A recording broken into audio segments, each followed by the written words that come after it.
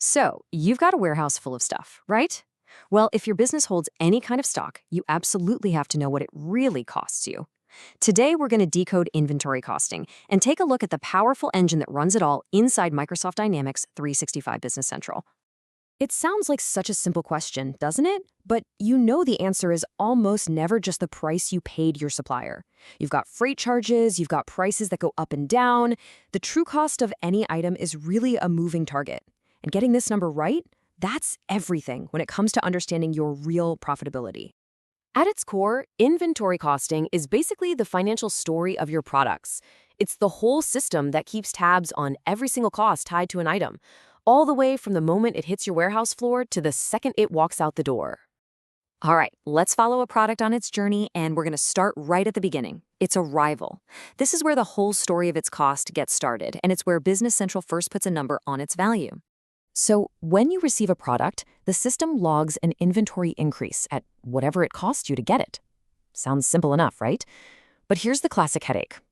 What happens if you buy the exact same item 3 times in one day, but the price is different each time? So which cost is the actual cost? Okay, check this out. This is that exact problem right here. We've got 3 identical units all bought on the same day, but look at the costs. $10, $20, and $30. They're all sitting there together on the shelf. So when a customer buys one, which cost do we use for the sale? And that brings us to the next big step in our product's journey. It's departure. See, when you sell an item, Business Central needs a rule, a costing method, to figure out which of those different purchase costs it should use for that sale. And guess what? You've got options. Business Central handles a bunch of methods. You've got FIFO, which assumes you sell your oldest stuff first. There's average, which kind of smooths out all those price changes by calculating, well, an average. Standard uses a budgeted cost for total consistency. And specific is for really unique items, where you can tie one sale directly to one purchase. Here's a great way to think about it. For a lot of businesses, the most intuitive method is FIFO, or first in, first out. It's just like this queue for a concert. The first one in line is the first one to get in. The first cost that came into your business is the first cost that goes out. Simple. But for our walkthrough today, let's zoom in on the average method.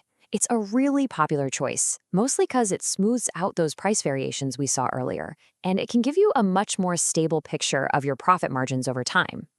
So here's how the magic happens. Business Central just takes the total cost of all those identical items in stock, that's $60 in our example, and it divides it by the total number of units, which is 3. And voila, you get a single weighted average cost of $20 per unit. So when we go to sell those 3 items, it honestly doesn't matter which physical one we grabbed off the shelf. In the books, the system values each sale at that calculated average cost of $20.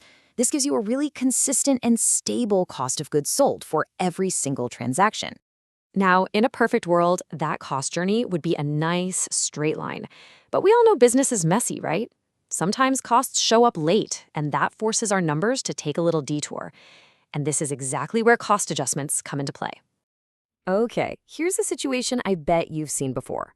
The products came in, you already sold them, and then the invoice for the shipping lands on your desk.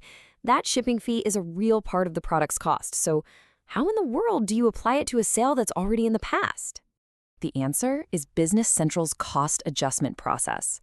This is this incredibly powerful behind-the-scenes engine that's designed for this exact problem. It actually goes back in time, updates the original purchase cost, and then, and this is the critical part, it forwards that change to any sales that were linked to that purchase. And the cool thing is, you get to decide how this works. You can set up automatic cost adjustment so these changes happen in real time every single time you post something, or you can choose to run the adjust cost item entries job manually, maybe at the end of the day or the end of the week to get everything updated at once. So what's actually happening under the hood? Well, it's kind of like a 3-step dance. First, the system detects a change, like that late freight bill. Second, it calculates the new true cost of that item. And third, it pushes that adjustment forward, making sure that the cost of goods sold on your past sales is now corrected to reflect reality. It's pretty amazing. And that brings us to the final stop on our product's cost journey, the general ledger. This is where all these super detailed inventory numbers get summarized and become a part of your company's official financial statements. Okay, the big word here is reconciliation, and it's absolutely crucial. Think of your inventory system like a really detailed diary, the subledger. And your general ledger is the final summary report you show your accountant. Reconciliation is that non-negotiable step that makes sure the total in the diary perfectly matches the summary. And Business Central is built to make this happen flawlessly. So every single time you post a sale, the general ledger does this perfect little balancing act.